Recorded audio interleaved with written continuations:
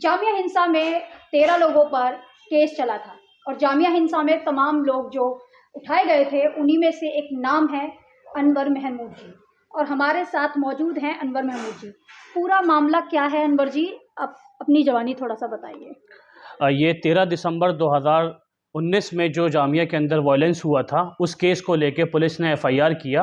कोई एक लोकल बंदा था इलियास करके, उसके नाम पे एफआईआर हुई थी। उसके बाद जब पुलिस को लगा कि हाँ इसमें और भी छात्र को फंसाना चाहिए तो उसने सप्लीमेंट्री चार्जशीट निकाली जिसके अंदर 13 स्टूडेंट को इसमें उसने मुजरिम बनाया और ये केस करीब 2-2.5 साल तक चला।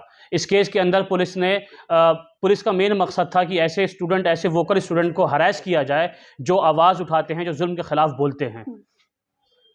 तो ये जो आपके ऊपर ये सेडिशन लगाया गया और इतने साल जो आप ये सब झेलते रहे, तो क्या कुछ झेला है आपने? देखिए, कोई भी इंसिडेंट जो स्टेट स्टूडेंट के अगेंस्ट यूज़ करती है उसका सिर्फ मेन मकसद उसका यही होता है किसी तरीके से इनको इतना हरास कर दिया जाए कि आगे कोई भी ऐसा बिल या कोई भी ऐसा जुल्म हो तो इनकी आवाज़ ना निकले। तो या कुछ लोग इसी के अंदर दब जाते हैं और कुछ लोग जो है और मजबूत हो जाते हैं। तो इस केस ने मुझे बिल्कुल भी कमज़ोर नहीं किया बल्कि और मजबूत किया और जुल्म के ख़िलाफ़ हमारी आवाज़ और तेज़ी से निकलती हुई चली जाएगी।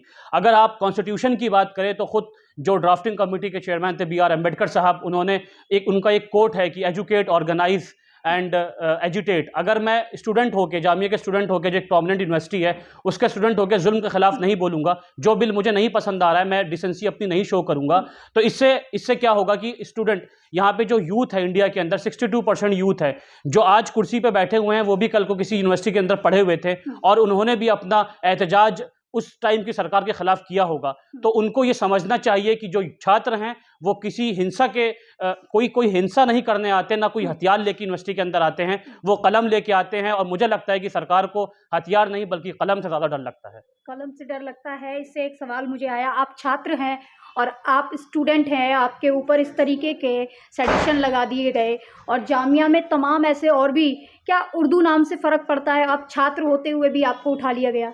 देखिए, ये तो मतलब इसमें सबसे बड़ा रोल मीडिया का है, जो कि फोर्थ पिलर ऑफ डेमोक्रेसी जिसको कहा जाता है, उसका अगर नेशनल मीडिया आप उठा के देखेंगे तो मुझे लगता है कि पूरा हेटेड वहीं से फैला हुआ है। जब 2019 का न्यूज़पेपर की कटिंग उठा के आप देखेंगे इस हिंसे के मामले में, तो हमें क्या कुछ नहीं कहा गया। हमें गद्दार कहा गया, हमें आतंकवादी कहा गया, हमें देशद्रोही कहा गया। तो आज जब बाइज्जत बरी किया गया जज साहब के द्वारा साकेत कोर्ट से, तो आज कोई भी ना नेशनल चैनल इस चीज़ को चला रहा है, ना कोई इस चीज़ के ऊपर ना प्रिंट मीडिया इस पे काम करेगी। तो एक तरह से जो इस्लामोफोब जो हिंदुस्तान के अंदर जिसे सेकुलर मुल्क कहा जाता है, उसके अंदर एक ऐसा तबका है जो अपनी ही रोटी के लिए वो इस तरह की नफरत फैलाता है ताकि वो प्रोपेगेंडा को और फैला सके।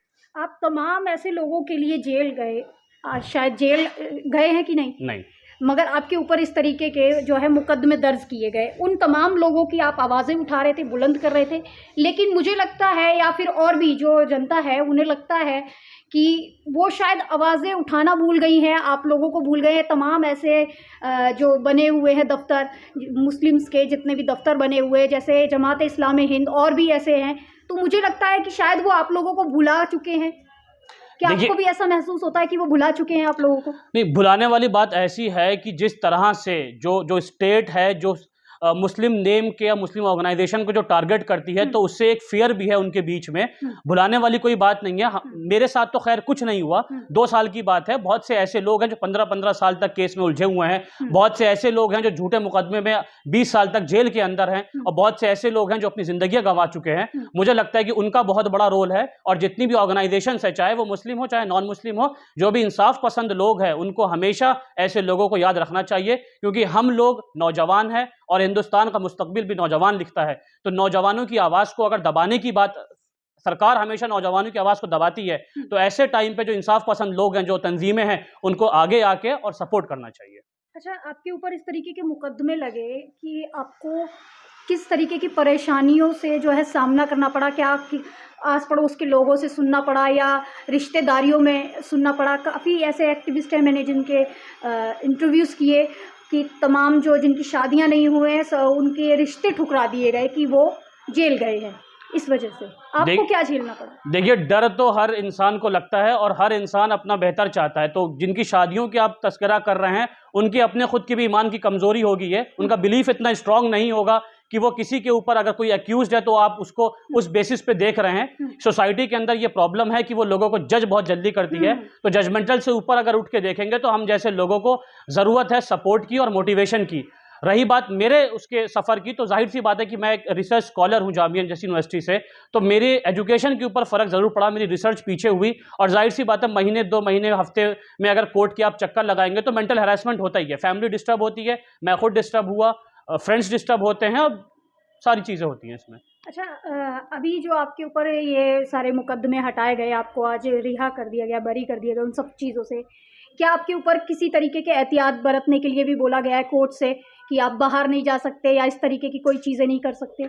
देखिए, case was totally and fully and finally discharge, तो इसमें किसी तरह का कोई रुकावट नहीं है, कोई कंडीशन नहीं है इसके अंदर। और दूसरी बात, स्टेट ने पूरी कोशिश करी किसी तरीके से इस केस को लंबा खींचा जाए।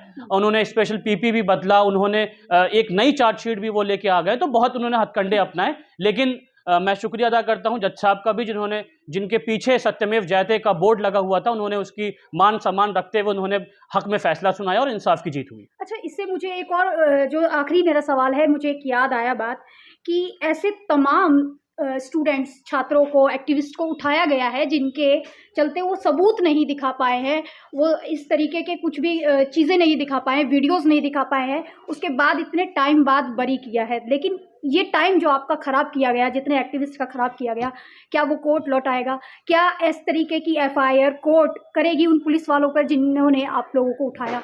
देखिए, इतना इंसाफ जो है मुझे नहीं लगता है कि देश के अंदर बचा हुआ है। मैंने फिर वही बोला कि जो media fourth pillar of democracy जिसको कहा जाता है, अगर वो इस चीज़ के ऊपर सही और सच्चा होता तो शायद इस तरह की जो एलिगेशंस और इस तरह की जो न्यूज़ कटिंग मैंने आपको बताया या जो रिपोर्टिंग होती है इस तरह की, वो नहीं होती। और दूसरी बात, पुलिस का और स्टेट का मनोबल तभी बढ़ता है जब उनको पता होता है कि वो कुछ भी कर ले, वो कोई सा भी एलिगेशन लगा दे या वो किसी तरीके से किसी को भी कैसे भी फंसा दे, एट द एंड वो सॉरी बोल के निकल जाते हैं। बहुत लोग तो सॉरी भी नहीं बोलते हैं। और जैसे हम जैसे लोग हैं, जो हम तो 2 साल के बाद हुए हैं, बाकी और जो जितने लोग हैं जो परेशान होते हैं जेलों के अंदर, ये 10 साल तक कोर्ट के चक्कर लगाते हैं, वो यही सोच के सब्र कर लेते हैं कि चलो ठीक है, मैं कम से कम 22 बरी हो गया। तो ये मान लिया जाए कि कैसा महसूस कर रहे हैं बरी होने के बाद?